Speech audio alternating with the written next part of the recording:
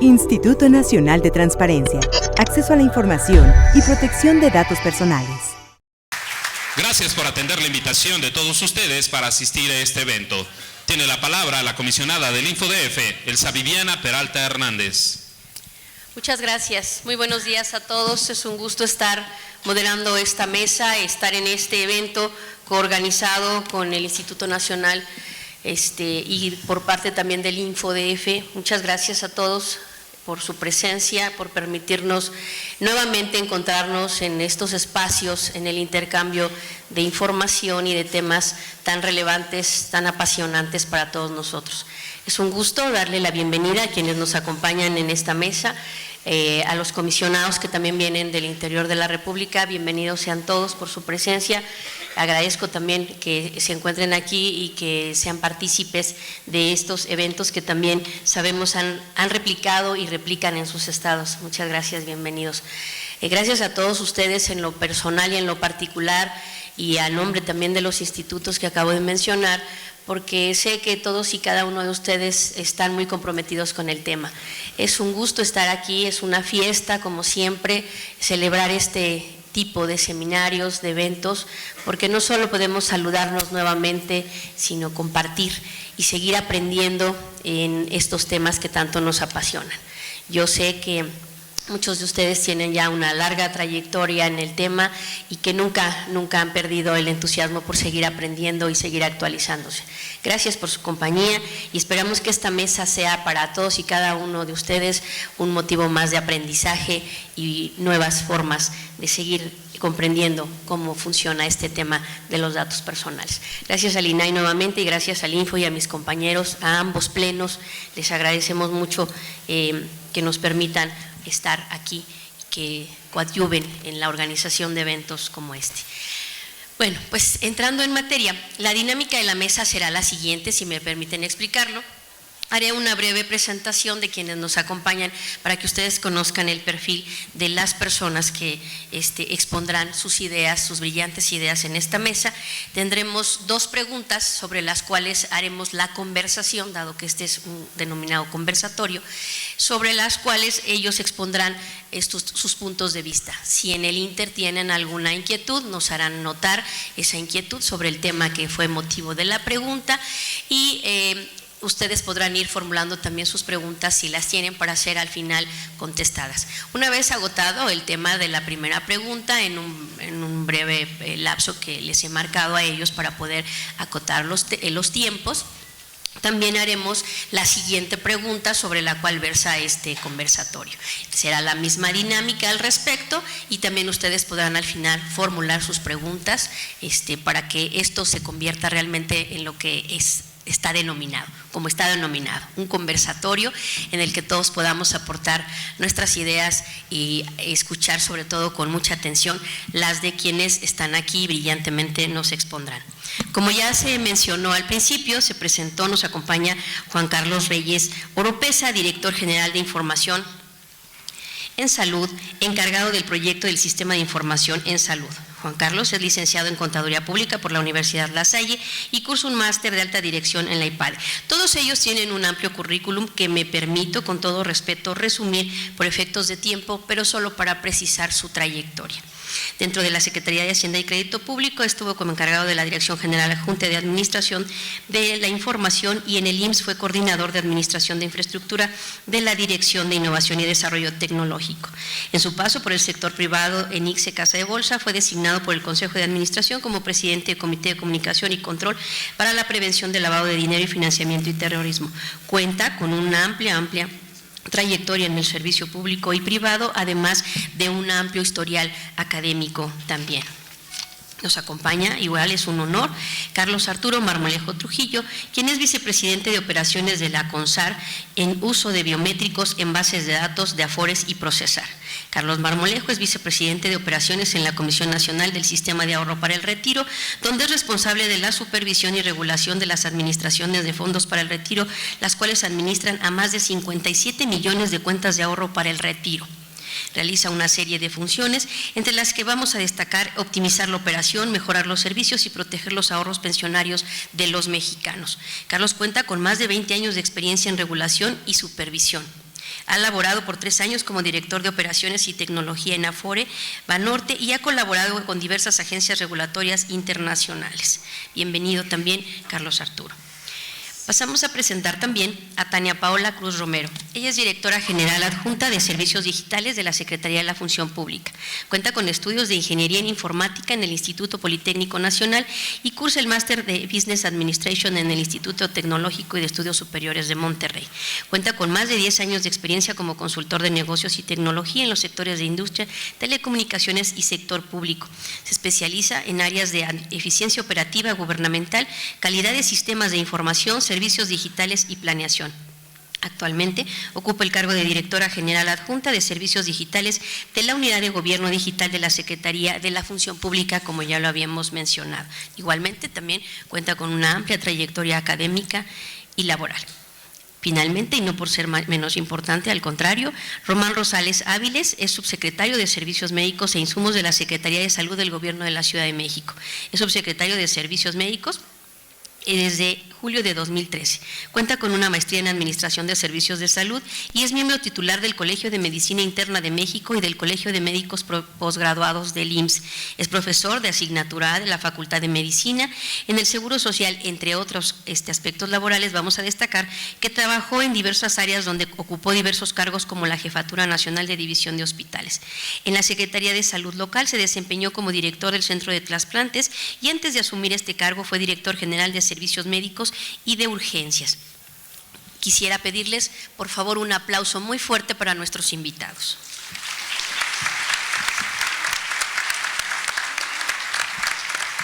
Gracias.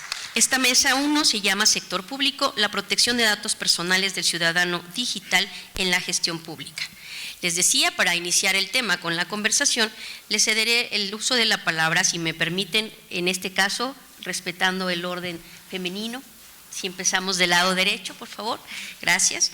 Y le vamos a ceder la palabra a nuestra querida compañera. Y la primera pregunta que vamos a desarrollar es la siguiente. Dice, ¿cuáles son los retos para la protección de datos personales en los trámites electrónicos y si los costos de implementación de medidas de seguridad para la protección de los datos podrían implicar una inviabilidad de los proyectos? Tiene usted la palabra. Gracias. Buenos días a todos, muchísimas gracias.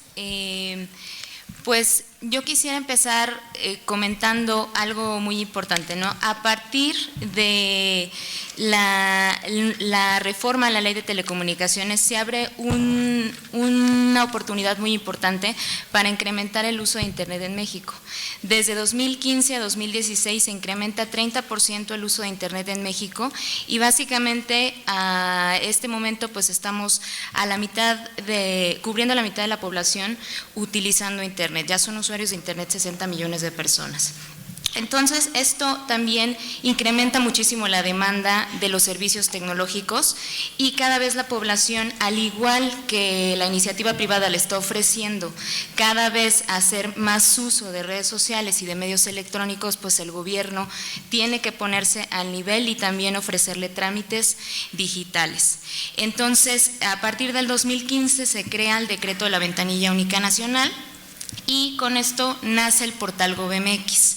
El portal GovMX ha sido una de las más grandes iniciativas de esta administración y justamente con ello lo que se está haciendo es un trabajo en coordinación con Presidencia de la República, con la Coordinación de Estrategia Digital Nacional y la Secretaría de la Función Pública, con las 299 dependencias y entidades para la digitalización de todos los trámites y servicios de la APF.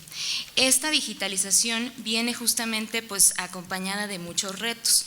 Uno de ellos, pues justamente como comentaban, en cuanto a la protección de datos personales, pues es como tal la seguridad de la información. ¿De qué manera nosotros vamos a poder encontrar este binomio perfecto entre privacidad y seguridad de la información en los trámites digitales? Entonces, después de un análisis y después de casi 2 años de trabajo que venimos haciendo con las dependencias, lo que hemos aplicado es un estándar de servicios digitales que nos ha permitido, dentro de los trámites, integrar aspectos de seguridad de facto. Esto es, que al momento de que las dependencias están aplicando estándares para integrar sus trámites en la ventanilla única nacional, le apliquen, por ejemplo, protocolos HTTPS que permiten el traslado seguro de información en el momento en el que el usuario realiza su solicitud y traslada la información hacia las dependencias, por darles un ejemplo. Otro ejemplo es el uso específico de la realización de análisis de seguridad de la información. Entonces, el verdadero reto yo creo que es de qué manera aseguramos que esta información de los ciudadanos que está proporcionando al realizar trámites va a estar segura, va a estar protegida. En cuanto a los costos de este trabajo, yo lo que diría es básicamente, el realizar un trámite digital para la administración pública versus realizar un trámite en otros canales, incluyendo el canal presencial, el canal telefónico, es 95% más barato. También nos dimos a la tarea de hacer esta medición junto con la Secretaría de Economía, la Secretaría de Hacienda y el IMSS, que son de las dependencias más grandes y que ofrecen más servicios en línea. Al tener un costo 95% más barato de los servicios en línea, pues en realidad las medidas de seguridad que sean aplicadas para estos servicios, obteniendo estos costos, pues en realidad no son comparables con los beneficios que se van a tener de aplicar la digitalización en la mayor parte de los trámites y servicios, ¿no? Pensando que tenemos más o menos 6,000 trámites en la Administración Pública Federal, si aplicáramos, y la mayor parte de ellos hasta hace poco se realizaba de forma presencial. Si realizáramos y aplicáramos digitalización en todos ellos, pues en realidad los costos bajarían muchísimo, muchísimo de facto para la administración, y eso permitiría, pues por supuesto, la aplicación de mejores medidas de seguridad en las dependencias. ¿Sí? Muchas gracias. Bien. Muchísimas gracias, Tania. Enseguida cedamos el uso de la palabra para que nos atienda la pregunta al respecto, con el fin de equilibrar la mesa, a Juan Carlos Reyes Oropesa. Por favor, Juan Carlos. Gracias. Muchas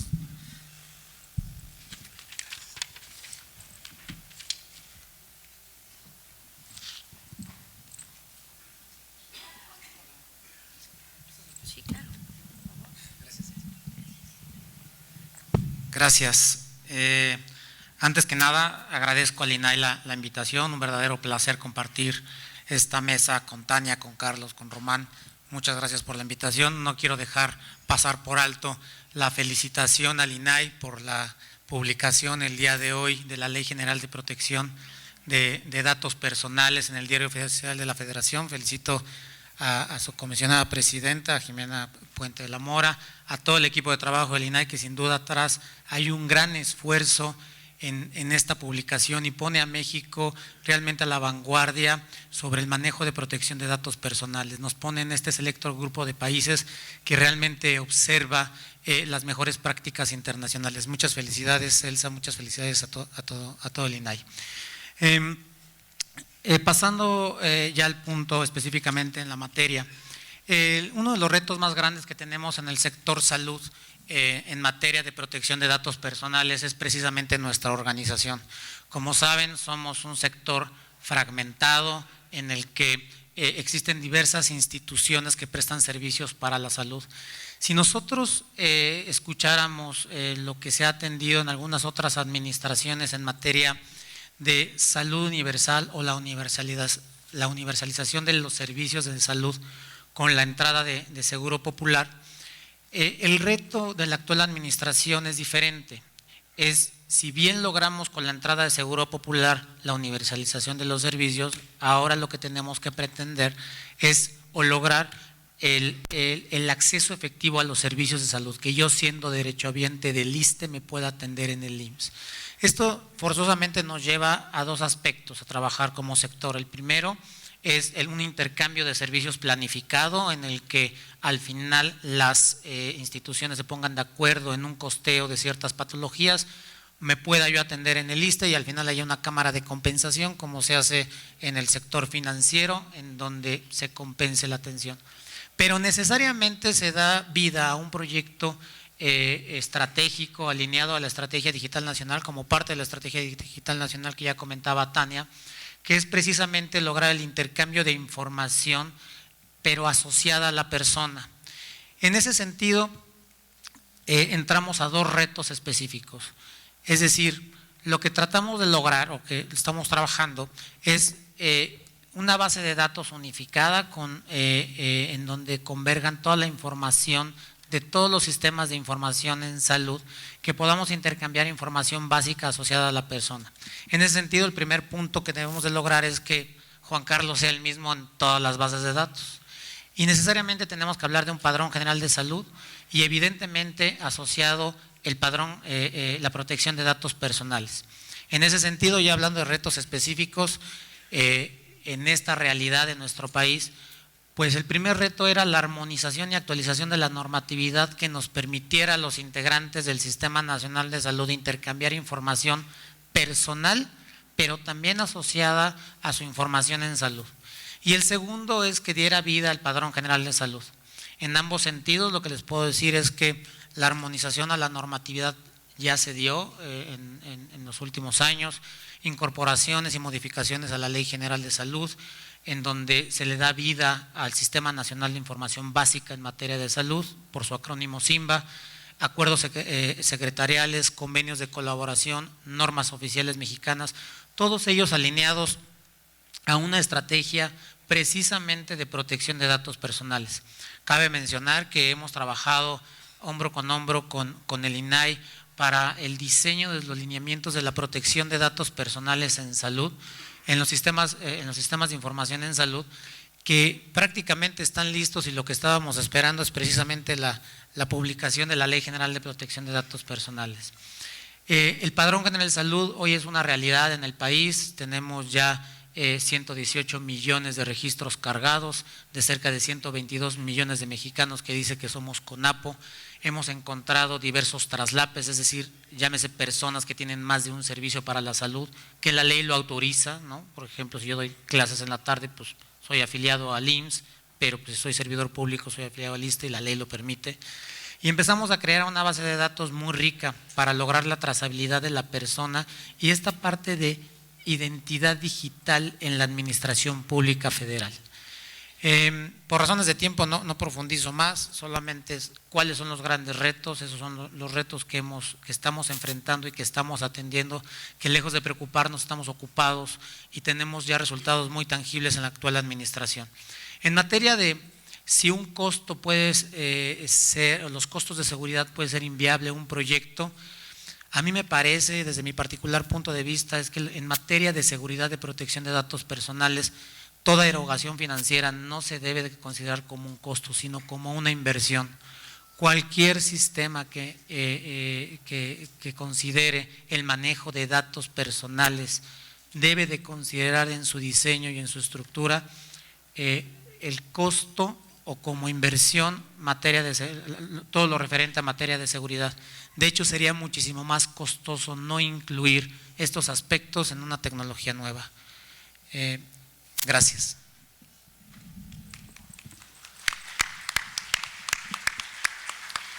Muchísimas gracias. Ahora cedemos el uso de la voz para poder, les decía, equilibrar la mesa. A Carlos Arturo, por favor, si nos contestes. Gracias. Muchísimas gracias, Elsa. Me uno también a la felicitación que expresaba Juan Carlos para el INAI. Sin lugar a dudas, el INAI es un organismo que ha tenido extraordinarios avances y que ha contribuido muchísimo a la protección de datos de este país y a que tengamos mejor conciencia en este sentido. Por lo tanto, mis felicitaciones al INAI por todo el esfuerzo que han hecho. También en CONSAR hemos trabajado de la mano con ellos, con todas las iniciativas innovadoras que estamos sacando, con esta digitalización de todo un proceso que es el proceso de pensiones y del cual quisiera hablarles. Todos los que estamos aquí sentados aspiramos a alcanzar la edad de retiro en algún momento, ¿no? Nuestro objetivo de vida, sin lugar a duda, es sobrevivir y llegar a viejos y terminar este ciclo, ¿no? Quien no está en ese camino, quizá serán muy pocos los de ellos. Sin embargo, muy pocas personas aquí en este país y en muchos países en el mundo están preocupados de qué es lo que va a suceder cuando lleguemos a esa edad, a los 65 años. Y el sistema ha sido construido para que nosotros, a través de una nueva ley, que fue en el 97, nosotros mismos juntáramos ese dinero para nuestro retiro. Y se crearon las Afores. Y en el mundo de las Afores es donde se guarda nuestro dinero como si fuera una cuenta bancaria, pero que nos da mejores rendimientos y que está diseñada para que pueda darnos un portafolio de inversión que nos dé un retorno para que cuando cumplamos la edad de retiro podamos vivir dignamente. Para eso fue creado. Pero para ello tenemos que ahorrar cada uno de nosotros. Hoy tenemos 57 millones de ahorradores en el sistema del ahorro para el retiro.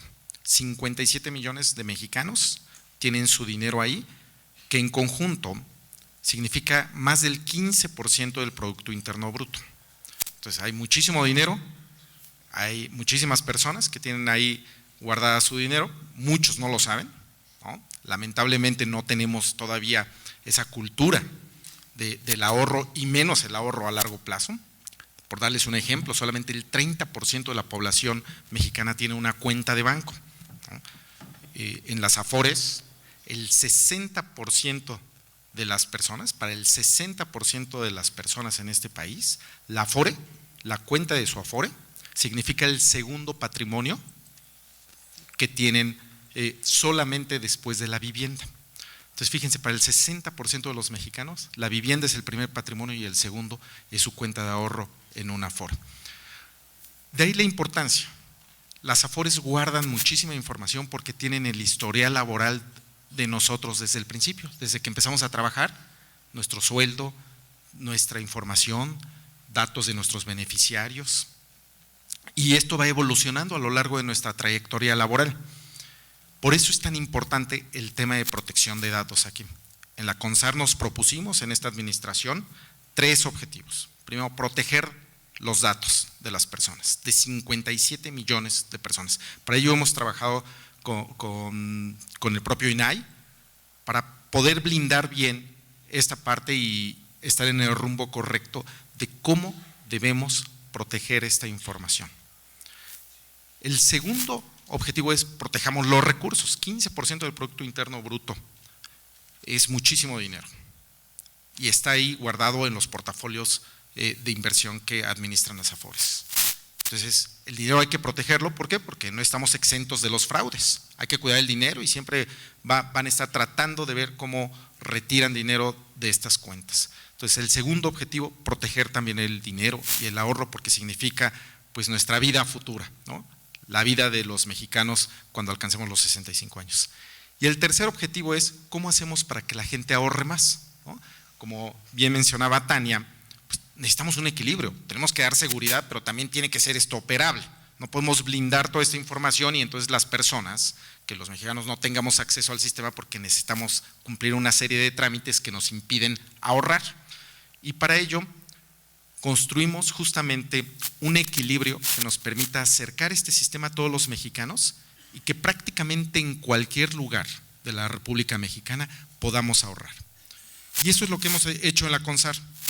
Creamos lo que se llama el expediente electrónico, de tal forma que la información que nosotros proporcionemos al inicio de nuestra carrera laboral, o ya en este momento, cuando ustedes tengan que hacer un trámite con una Afore, se les va a crear un expediente electrónico.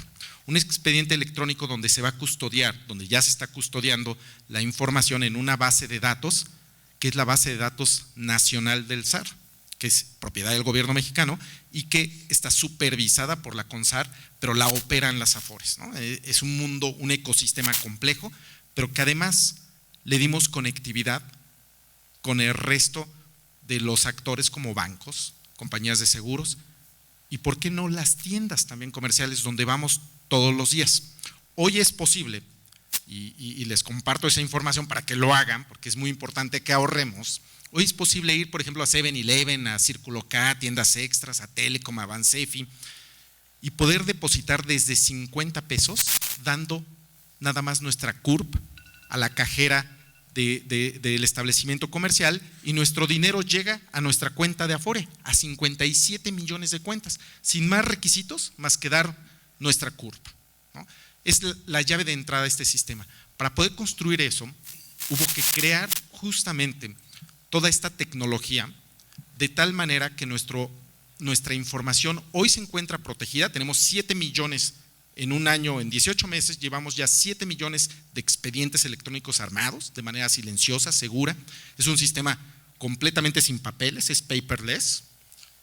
Hoy, si ustedes se quieren cambiar de una administradora, de una Afore a otra, los visita un agente promotor con una tableta, ya no le sacan fotocopias, su información se encripta, les piden sus huellas digitales y se genera un expediente blindado donde solamente el trabajador, el ahorrador, tendrá acceso a aperturarlo. Y justo esto queremos compartir aquí en esta mesa y con ustedes, de qué se trata eso, ¿no? Del ciudadano digital, pero debemos ser muy cuidadosos de proteger tanta información, pero darle acceso para que prácticamente todos, de una manera simple, podamos cumplir el objetivo, que en este caso es ahorrar, sin poner en riesgo la información de tantos millones de mexicanos. Muchas gracias. Muchísimas gracias.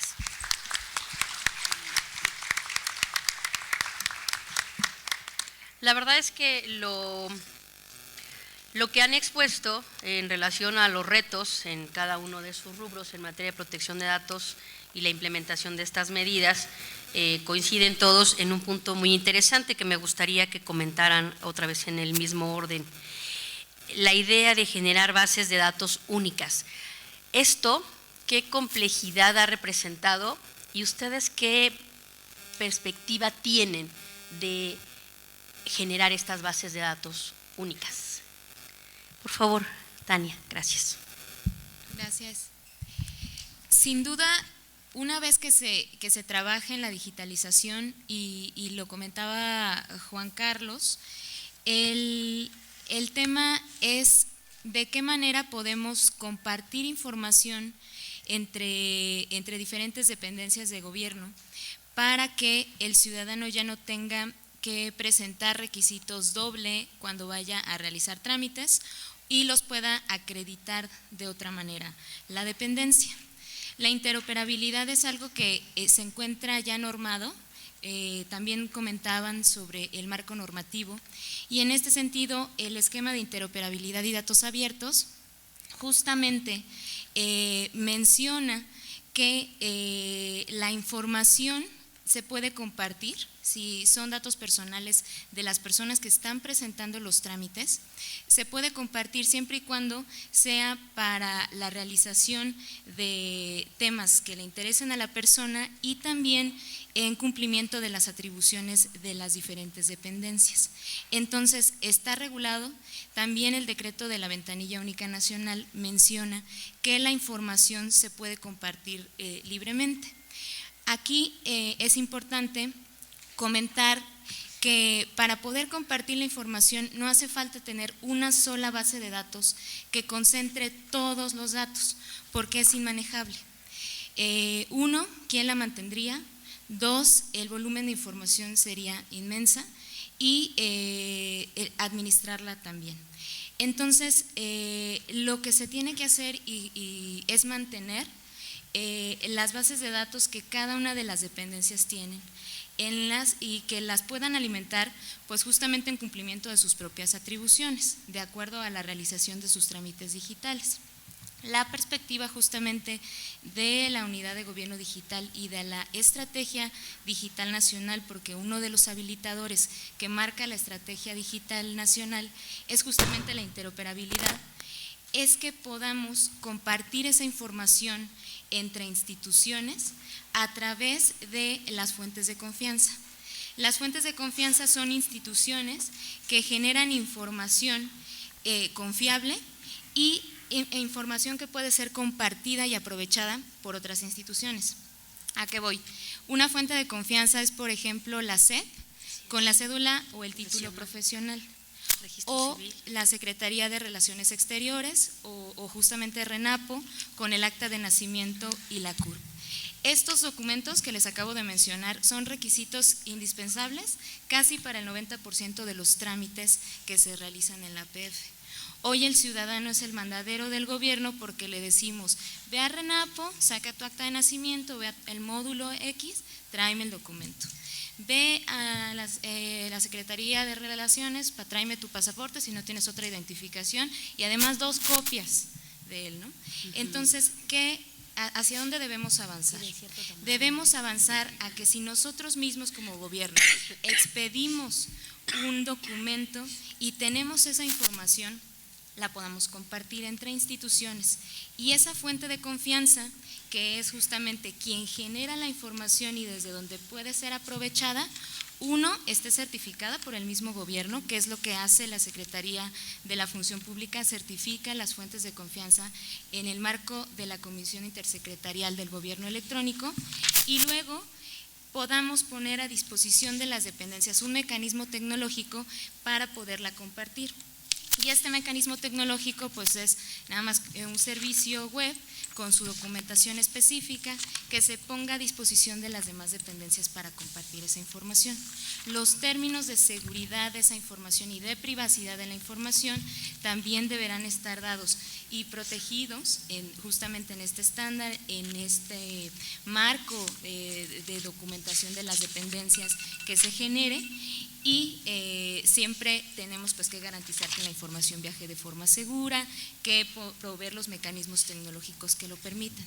Así es como se visualiza el esquema de interoperabilidad a futuro. Claro, también es un reto, ahora se está avanzando muchísimo en digitalización, estamos avanzando muchísimo en estandarización y uno de los grandes objetivos para este año y para el año que viene pues es continuar con el trabajo en interoperabilidad para que en realidad los ciudadanos sientan el beneficio de hacer un trámite digital. No sirve de nada que le pidamos los mismos requisitos, los mismos documentos de forma presencial y a lo mejor sí le damos una solicitud electrónica, pero en donde en realidad el ciudadano va a sentir el gran beneficio, el ahorro de tiempo, la eficiencia al realizar su trámite, es cuando nosotros seamos capaces de compartir la información y de aprovecharla como gobierno. Gracias. Muchas gracias, Tania. A ver, Juan Carlos, podríamos escuchar tu opinión. Gracias. Bueno. ¿No sirve? Ay, perdón. ¿Pueden cambiar ese micrófono? Sí. Gracias, Elsa. Bases de datos únicas. Igual digo algo no apropiado siendo funcionario público, pero parece que cada vez que en la administración pública hablamos de un sistema, siempre le debemos como obligación de funcionario público ponerle el sistema único o el sistema integral. Y para dependencia que volteemos siempre hay un sistema único y un sistema integral y resulta que hay 10 sistemas integrales y 10 sistemas únicos. En ese sentido, lo que quiero aterrizar es que en materia de salud, lo que tenemos que lograr en una primera instancia en materia de información de datos personales es lograr la unicidad de la persona, pero no por ello estamos logrando una base de datos única. Estamos logrando una base de datos en donde convergan todas aquellas personas que tienen derecho a la salud, que estén inscritos en un servicio de salud, llámese Seguro Popular, IMSS, ISSSTE, Fuerzas Armadas. Y el punto es que podamos identificar a esa persona como única en todas las bases de datos. La propia ley, las propias facultades y la normatividad interna de las instituciones, no podemos sobreescribir las bases de datos porque tienen un soporte jurídico, incluso documental. Lo que estamos trabajando es algo que le hemos denominado el índice maestro de personas en el sector salud. Este índice maestro de personas lo que hace es conjuntar en una base de datos todas las bases de datos de las instituciones y lograr las coincidencias por errores ortográficos, por algún tipo de diferencias en la captura y lograr un identificador único a través del Sistema Nacional de Salud. Pensar en bases de datos únicas, pensar en sistemas únicos, me parece que no atiende la realidad, ¿no? Si nosotros hablamos, por ejemplo, de un expediente clínico electrónico único en el país, en realidad es un poco incluso analizando experiencias internacionales como Gran Bretaña, como España, que invirtieron grandes cantidades de dinero para lograr un expediente clínico electrónico, el cual no funcionó, y en lo que se resumió fue en un intercambio de información mediante protocolos acordados, que no es otra cosa que lo que comentaba Tania. Son intercambio de información mediante protocolos, no es otra cosa más que la interoperabilidad. Y es precisamente lo que estamos trabajando, la interoperabilidad del sector salud. Lo que queremos en gran medida es replicar lo que hizo hace mucho tiempo el sistema financiero, como ya lo comenta Carlos, que felicidades Carlos por este esfuerzo que están llevando a cabo, en donde primero identifican a la persona y se le da una trazabilidad. No traigo celular. No sé. Y se le da una trazabilidad a la persona a través de todas las bases de datos, pero no existe una sola base de datos que concentre toda la información. Existe, por ejemplo, el buró de crédito, en donde la persona puede consultar una parte de su historial financiero, llámese aquí crediticio, en un solo punto de todo el ciclo o toda la transaccionalidad que ha tenido dentro del sistema financiero. Bueno, pues eso es precisamente lo que atiende Simba. En un único punto el ciudadano pueda consultar, evidentemente en apego a sus derechos, arco de accesibilidad, rectificación, cancelación y oposición, en donde pueda consultar con las medidas de seguridad de protección de datos personales su información personal básica en salud, no el total de su expediente clínico electrónico, su información básica. Es así que, reitero, me parece que el tema de hablar de bases de datos únicas en el gobierno federal no deberíamos impulsarlo, más bien deberemos de procurar que todas las inversiones hechas en materia de sistemas de información y de infraestructura que han invertido todas las dependencias, cómo explotamos esa información y cómo somos más eficientes intercambiando información, intercambiando experiencias y evidentemente interoperando. Muchísimas gracias. ¿Sí se oye? Sí. Muchísimas gracias. Ahora le cedemos el uso de la voz a Carlos Arturo, por favor. Gracias. Muchas gracias, Elsa.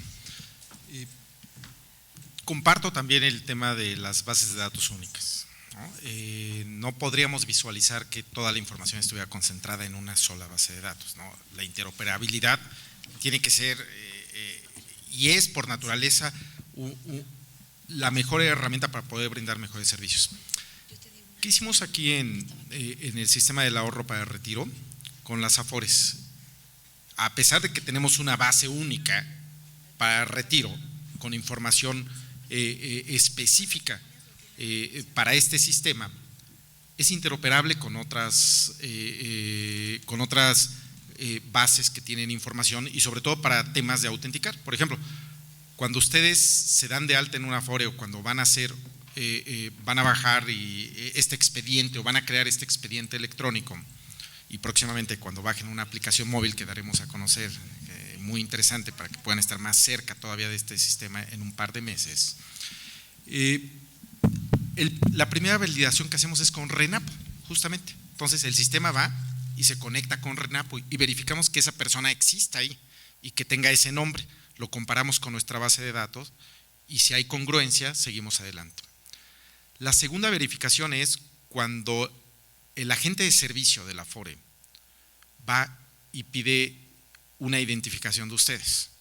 En ese momento, si la identificación es del INE, lo que hacemos, nos conectamos con el INE, validamos que efectivamente la credencial sea original, que sea de la persona, y después los datos, que la credencial sea válida y los datos correspondan con los de RENAPO y que correspondan con los que tenemos en la base de datos. Todo eso sucede en segundos sin darnos cuenta, pero todo el tiempo está sincronizado para que al menos estas tres bases de datos sean congruentes, y eso nos da un score, nos dice que la persona que tenemos enfrente tiene cierta calificación de credibilidad de que tenga que ser ella, y lo complementamos con otras validaciones, que ya en este caso son los elementos biométricos, ¿no?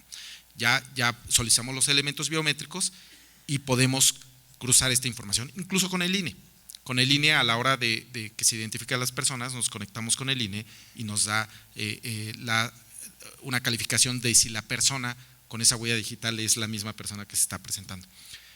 Pero todo eso no basta, porque eso sería una autenticación y después viene la voluntad de las personas, que es una de las partes que debemos ser muy cuidadosos cuando hablamos del gobierno digital o de personas digitales, porque una cosa es que nos puedan autenticar bien y que en algún lugar nos pida nuestra huella digital y pase y diga validado, pero quién sabe qué firmamos, ¿no? Probablemente el día de mañana nos van a decir que sacamos dinero porque pusimos nuestra huella digital en algún lugar y efectivamente era mi huella digital, pero yo nunca quise sacar dinero, yo no vi lo que decía la pantalla.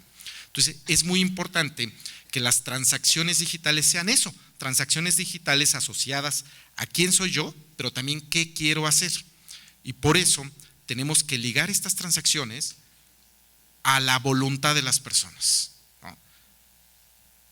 Si yo voy a retirar dinero, me tienen que autenticar, pero también tenemos que amarrar esa autenticación a esa voluntad de que estoy retirando esa cantidad de dinero de esa cuenta y la estoy depositando. Todo eso queda en un tramo digital que ahora sí es irrepudiable.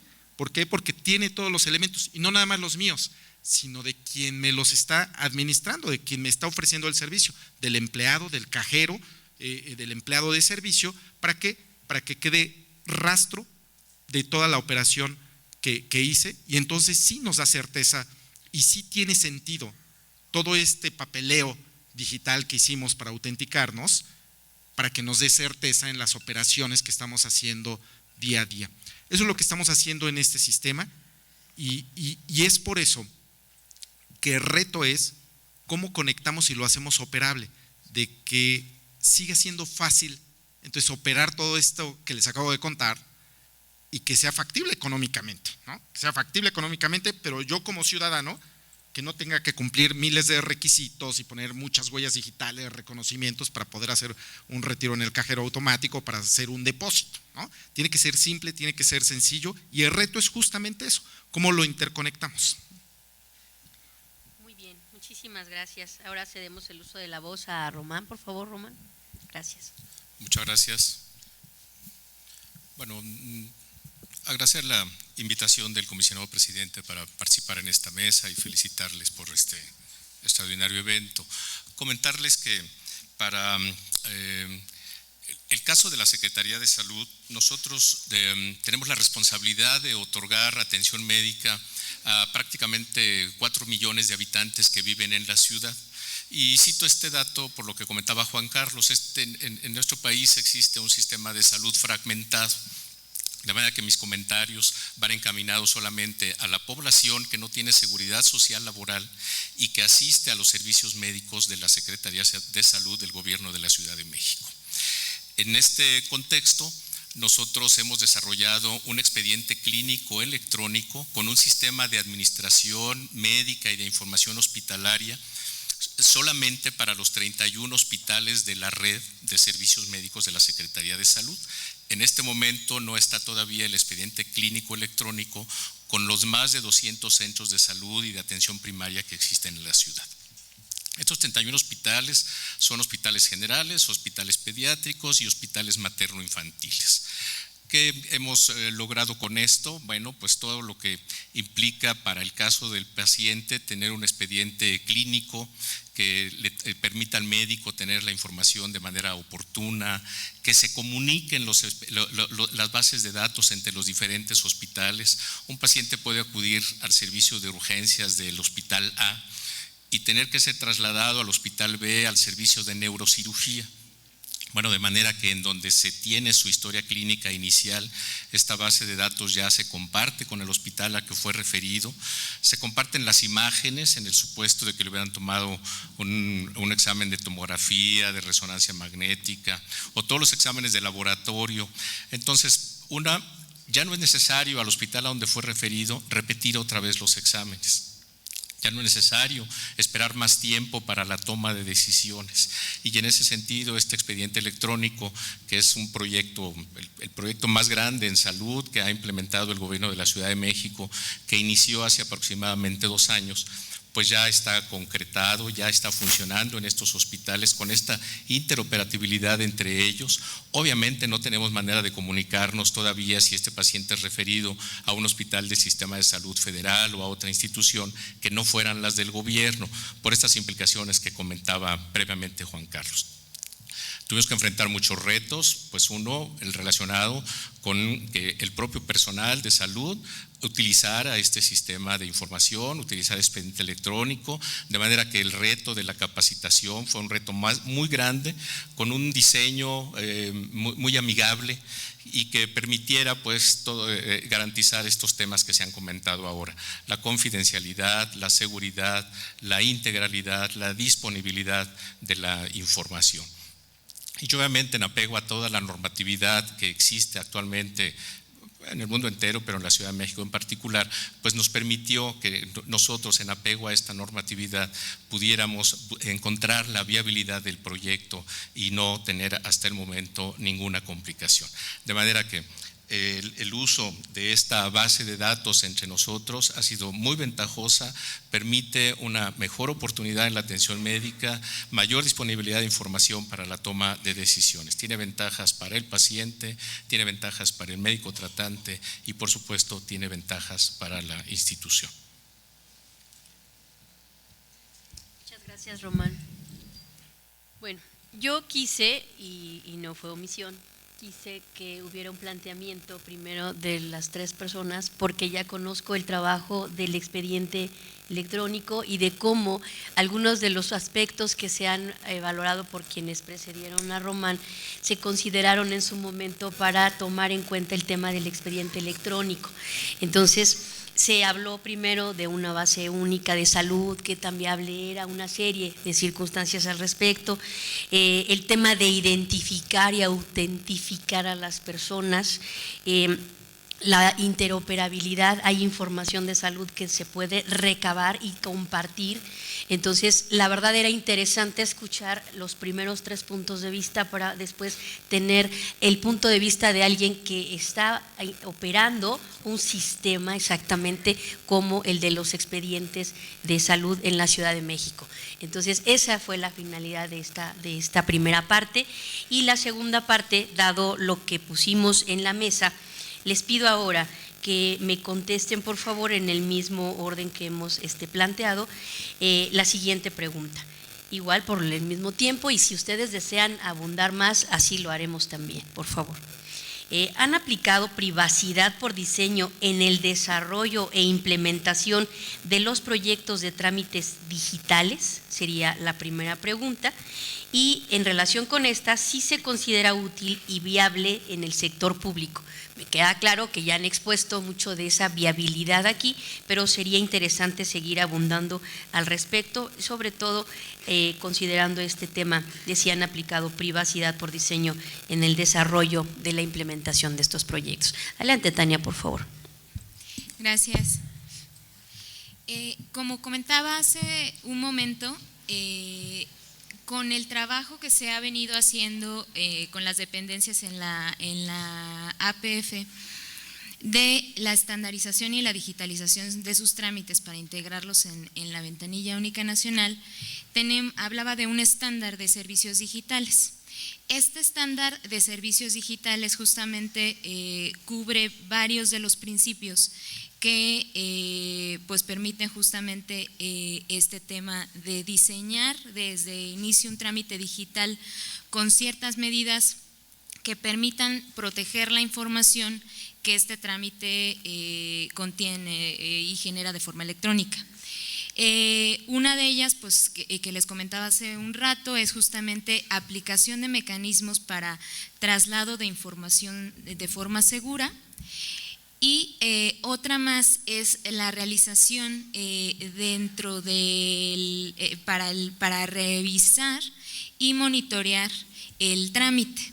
Esto es muy importante, tanto pruebas de análisis de vulnerabilidades estáticas, dinámicas, y con esto me refiero a temas a nivel de código y revisiones a un nivel detallado que permitan identificar cuáles son los puntos débiles de los sistemas.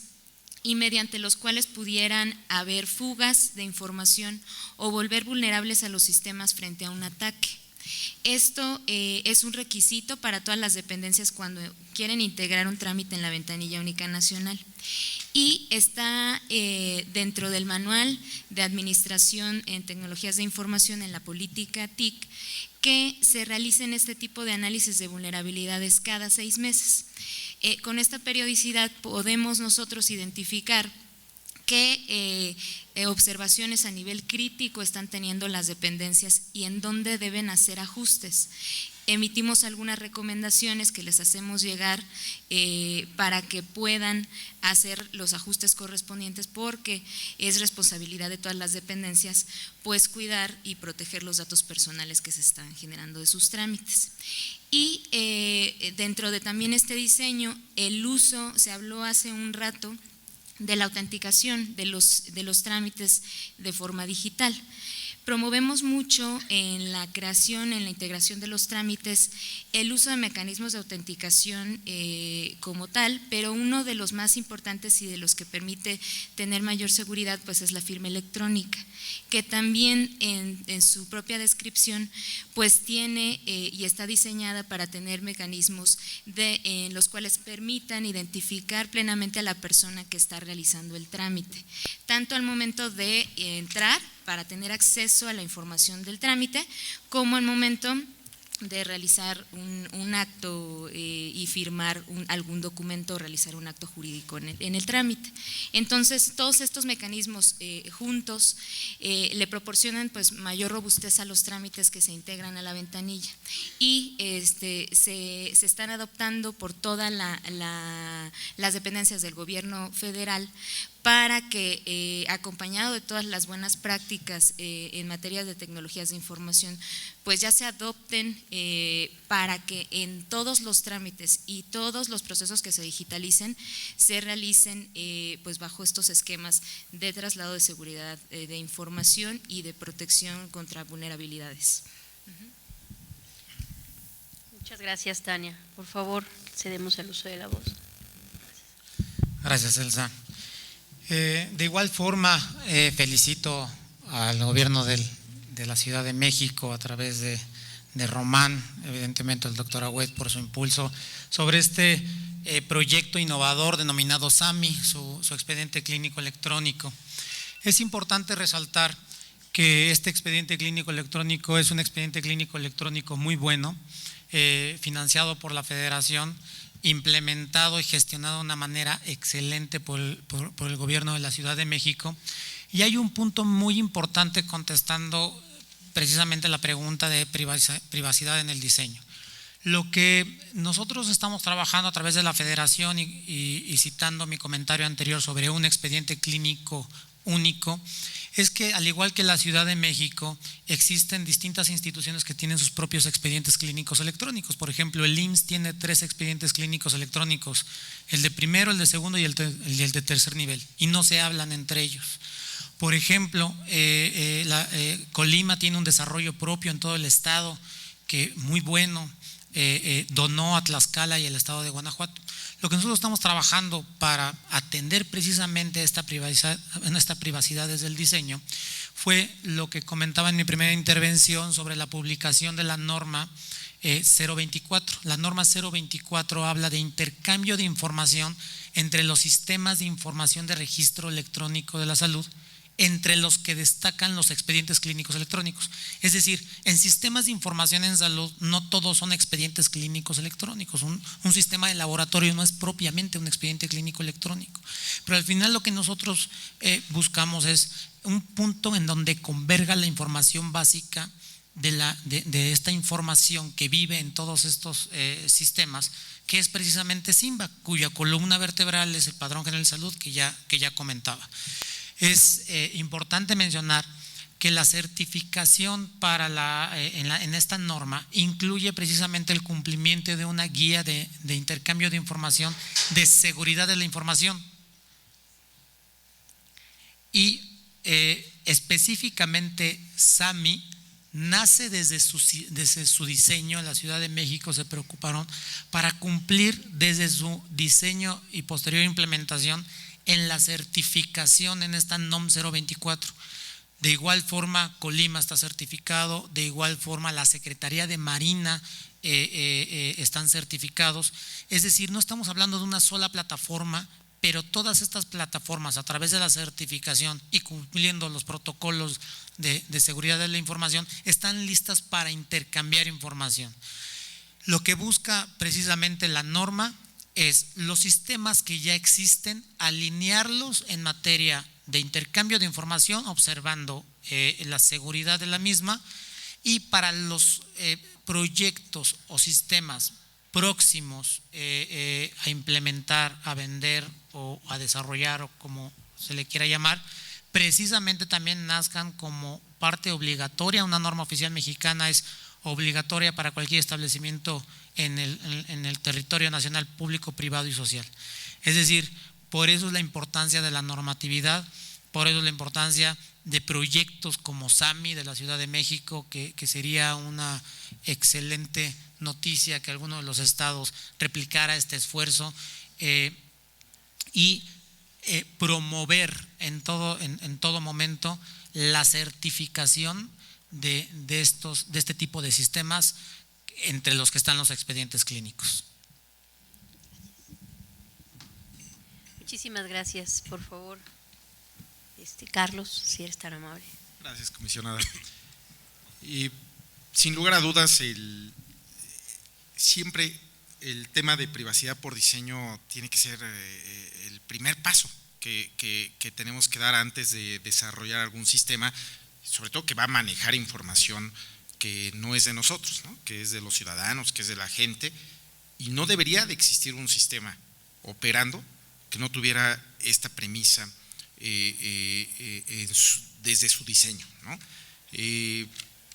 Lamentablemente, muchas veces la prisa hace que los diseñadores de los sistemas dejen el tema de la seguridad al final, ¿no? Y debería ser completamente al revés, ¿no? En el sistema del ahorro para el retiro, lo primero que hicimos fue fragmentar esa base de datos nacional del SAR.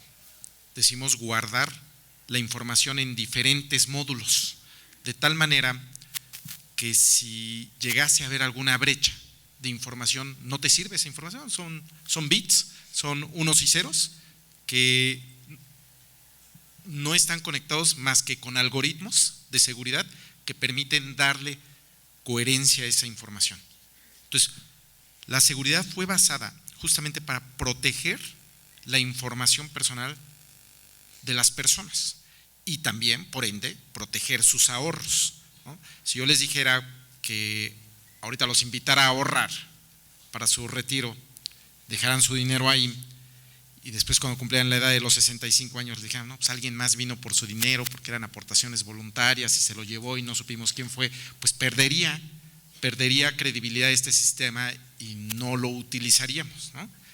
Pero cuando vemos que nuestro dinero está guardado, no le pasa nada, nos da buenos rendimientos y nuestra información también está protegida, podemos empezar a creer en algo y entonces utilizarlo. Pero después insisto lo que mencionaba al principio, ¿cómo lo hacemos no nada más seguro? Porque hoy la buena noticia que tenemos aquí es que es seguro, ¿no? De hecho yo diría muy seguro. Y entonces empiezan las quejas, ¿no? Oye, ¿por qué para traspasarme de una Afore a otra me están pidiendo mis huellas digitales, ¿no? ¿Por qué me piden esta información? Bueno, porque la primera vez tengo que conformar un expediente y tengo que protegerlo, para que la segunda vez, de manera simple y sencillamente, te pueda autenticar. Y dependiendo de tu transacción, si vas a hacer una consulta de tu estado de cuenta, probablemente no necesito que vayas y pongas toda tu información y sea excesivo, ¿no? Tu tema de autentificación, sino necesitamos algo acorde al servicio. Si vas a retirar todos tus recursos, entonces sí necesito estar 100% seguro de que no tengo ninguna brecha ni ninguna duda de que es la persona la que desea hacer ese servicio. Y es por ello que estamos conectando bajo esa misma premisa, bajo la premisa de privacidad por diseño, ¿cómo le damos acceso a toda la población? Si yo les preguntara ahorita a ustedes, ¿no? ¿Quiénes de aquí saben en qué Afore están? Pues muchos van a decir, creo que en esta. y algunos me dirán, yo estuve en esta, pero luego me llegó un estado de cuenta de otra, ¿no? Los cambiaron, utilizaron su información erróneamente. Hace 3 años había más de 60,000 agentes promotores que utilizaban papel, nos hacían llenar formas, nos pedían copias de nuestras identificaciones, andaban con ellas de un lado a otro. Imagínense el riesgo que tenía eso. Y claro que nos cambiaban de Afore y nosotros ni sabíamos, falsificaban nuestras firmas, era robo de identidad, ¿no? Es un delito. Sin embargo, hoy les puedo decir que hay la mitad de agentes promotores, hay 30,000 agentes promotores que están certificados, que todos los tenemos enrolados, que sabemos dónde hacen los trámites. ¿Por qué? Porque estamos utilizando ya las tecnologías. Hoy van con una tableta y toda la información, tienen prohibido llevarse una fotocopia, tienen que guardar la información, se encripta automáticamente, no es su tableta, no es información que si se la roban alguien más lo puede entrar, él necesita firmarla con su huella digital, pero solamente nosotros como ahorradores tenemos acceso a esa información si la queremos requerir, porque ya está encriptada. Entonces, el reto justamente es diseñar esto desde el principio, de tal manera que nos asegure que nuestra información va a estar protegida y por ende nuestros ahorros, pero que además sea usable en el futuro. Muchísimas gracias. Cedemos ahora el uso de la voz a Román. Román, platícanos de este tema. Gracias. Sí, muchas gracias otra vez. Bueno, yo quisiera comentar que este asunto de la privacidad por diseño, pues es algo que sí se aplicó desde un principio, como lo marca la normatividad, es una obligatoriedad prácticamente desde la concepción del proyecto. Yo quiero comentarles que el expediente clínico de los pacientes en papel siempre ha tenido esta característica de garantizar la confidencialidad en todos los datos, en toda la información.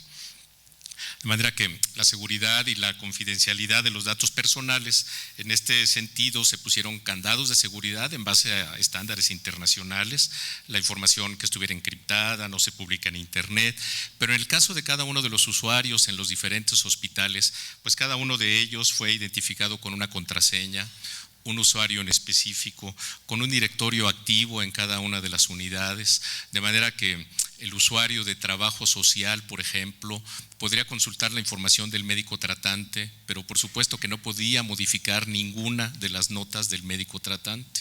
La comunicación entre los diferentes servicios permitía tener acceso a determinado tipo de la información, pero no se podía modificar nada de lo que hubiera hecho un usuario con alguno de los otros. Comentaba hace un rato que este proyecto nos llevó 2 años porque implicó el ir avanzando en el diseño del proyecto junto con los desarrolladores del proyecto que permitieran ir cumpliendo todas las expectativas de la Secretaría de Salud. Comentamos del expediente clínico electrónico, pero este sistema de administración hospitalaria incluye pues el que en cada una de las unidades médicas, los responsables de los servicios, el director de la unidad y en el nivel central estemos enterados de lo que sucede en tiempo real en cada una de las unidades.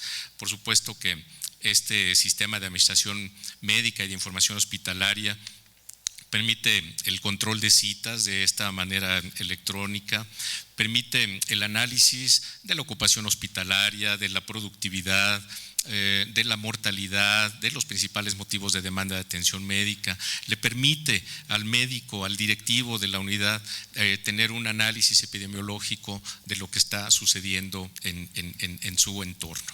De manera que este desarrollo implicó todo este tiempo porque teníamos que ir platicando con los desarrolladores del proyecto para que fueran incorporando y fueran cubriendo todas estas necesidades. Por supuesto que el expediente clínico electrónico y el sistema de administración tiene que cumplir todas las disposiciones normativas del sector salud federal, de manera que toda la información epidemiológica tiene que ser en los formatos oficiales, con la metodología oficial, y todo esto fue necesario ir incorporándolo en el diseño del proyecto y siempre resguardando la confidencialidad, la seguridad. porque es un proyecto que permite comunicarse entre los hospitales. Esto es una gran ventaja, bueno, pues porque el avance informático pues es constante, es permanente, y seguramente otros expedientes técnicos electrónicos que se fueron desarrollando en el transcurso del tiempo pues no tenían todas estas posibilidades, y ahora afortunadamente en este momento a nosotros nos toca orgullosamente decir que este es uno de los grandes logros del expediente clínico electrónico. Por supuesto que es algo que nosotros siempre consideramos viable. El apoyo del gobierno federal fue fundamental para nosotros para poder desarrollarlo. Obviamente el apoyo del gobierno de la Ciudad de México, se tuvo que adquirir una cantidad de equipo de cómputo, impresoras, no brace, cosas establecer toda la red entre los sistemas, cosas con las que no se contaban, de manera que el reto fue muy grande. Y por eso ahora decimos orgullosamente que lo tenemos concretado. Como todos los sistemas informáticos, tiene posibilidades de seguir desarrollándose, tiene posibilidades de seguir incorporando cosas, porque tanto la normatividad de la localidad como la federal va cambiando, y siempre tenemos que estar pendientes de que nuestro sistema de administración hospitalaria y de que nuestro expediente clínico electrónico vaya cumpliendo todas estas disposiciones. Siempre, insisto, garantizando la seguridad, la confiabilidad, el hecho de que no se puede meter ningún usuario del hospital a lo que está haciendo otro de los usuarios. Esto es una de las grandes ventajas que tiene nuestro expediente electrónico. De manera comisionada, que para nosotros es, insisto, un orgullo poder comentar esto. Por supuesto que es un trabajo que siempre va a tener posibilidad de un mayor desarrollo, y que seguramente en algún momento se podrá usar en todo el Sistema Nacional de Salud. Pues muchas gracias. De verdad, y muchas felicidades al gobierno de la Ciudad de México por este ejemplo, y desde luego también al gobierno federal por todos y cada uno de los esfuerzos que ha realizado y que hemos visto en esta mesa en el desarrollo de estos temas tan interesantes. Yo quisiera comentarles si tienen alguna pregunta que haya hecho llegar para poder atenderla en breves minutos y dar por entonces finalizada nuestra mesa con los temas que aquí hemos destacado. ¿Tiene una pregunta, Roma? ¿No? Tengo aquí el internet donde… Ok. Bueno, muy bien. Bueno, pues entonces me permito hacer una breve síntesis de esto que platicamos ahorita en este primer conversatorio, y las interrogantes, pues ustedes ya las escucharon, fueron cuáles son los retos para la protección de datos personales en los trámites electrónicos, y si los costos de implementación de medidas de seguridad para la protección de los datos podrían implicar una inviabilidad de los proyectos. Todos y cada uno de los que aquí me acompañan explicaron brillantemente esta primera pregunta. Y también procedieron a hacerlo respecto de si han aplicado privacidad por diseño en el desarrollo e implementación de los proyectos de trámites digitales que nos comentaron, y si consideran útil y viable en el sector público. Desde luego que ha quedado en evidencia que sí es útil, es viable y es necesario realizar todos estos esquemas. Es así que concluimos en este sentido y hacemos una breve síntesis, argumentando que frente al evidente crecimiento, el uso de Internet en México, en el que la mitad de la población hace uso de esta tecnología, el gobierno se encuentra frente a la necesidad de digitalizar los trámites para prestar un servicio más eficiente. Con la creación de portales, como parte de las estrategias digitales que han implementado los gobiernos, se da un paso adelante hacia la digitalización de los trámites gubernamentales, lo cual genera un nuevo reto que será buscar un equilibrio entre el desarrollo de dicha innovación, garantizando siempre la protección de los datos personales de todos los usuarios. Por su parte, en los sectores salud y afores, que son los que aquí se destacaron, en los que se trata una gran cantidad de datos personales para la prestación de servicios públicos, el mayor reto ha sido la creación de bases de datos de los usuarios de estos servicios a través de la interoperabilidad de diversos sistemas, logrando de esta forma hacer más seguros y eficientes los servicios que las dependencias prestan en el marco de sus facultades, y al mismo tiempo asegurar que estos datos personales estén protegidos, pero además que se compartan en un ámbito también de transparencia con otras dependencias, y evitar así una gran cantidad de trámites engorrosos o difíciles de atender. Finalmente, coincidieron en que el costo de la implementación de medidas de seguridad en materia de protección de datos personales en la digitalización de los servicios resultan ser menores, y alguien destacó que deben ser considerados una inversión, comparados con los costos para la población de carecer de estas medidas de seguridad. Es necesario seguir implementando todo esto por el bien también de una adecuada gestión administrativa. Muchísimas gracias a ustedes, esperamos que haya sido de gran utilidad lo aquí comentado en esta primera mesa. Agradezco a todos y cada uno de ustedes, perdonen la informalidad, pero se trataba de eso, de platicar entre amigos y de que el tema quedara atendido en la mayor parte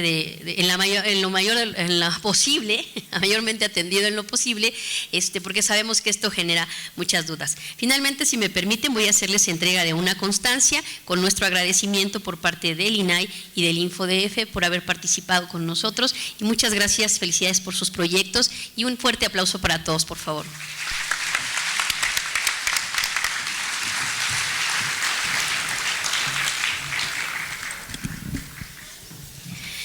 Me permito entregar primeramente a Juan Carlos Reyes Oropesa. Muchísimas gracias, Juan Carlos. Gracias por la invitación. Muchas gracias. De igual manera, por favor, a Román Rosales Avilés. Román, muchas gracias.